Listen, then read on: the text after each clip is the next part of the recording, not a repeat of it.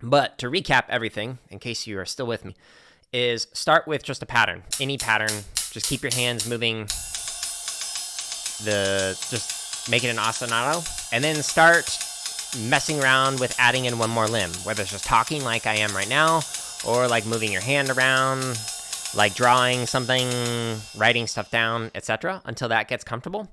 And then go back to the links. You're not going to work. Come on, mouse.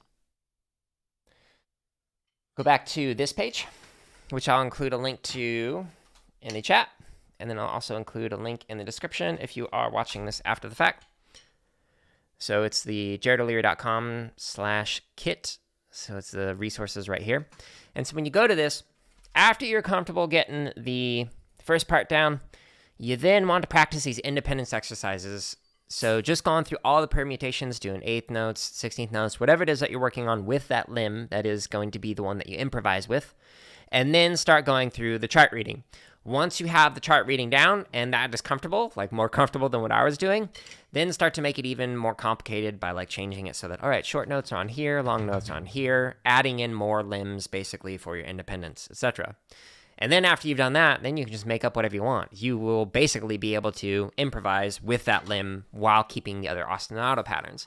But then you got to change things up. So like I was doing with like instead of just 16th notes, all right, now my right hand is going to be moving across like this. So creating that like V shape or triangle shape, etc. while doing this. And then, okay, if that's not complicated enough, then like do paradiddles or something. That wasn't a paradiddle. There we go. Or you could do like a different pattern. So like a paradiddle and then left, right, right, left.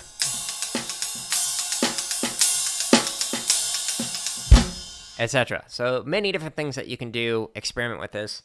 And hopefully these charts are helpful for you. And then hopefully all the stuff under the chop and technique are also useful for you because there are tons of resources, including a lesson, the first lesson that I'll actually release on November 5th. And it is less than 3 minutes, and it'll teach you what relaxed drumming sounds like. So check that out.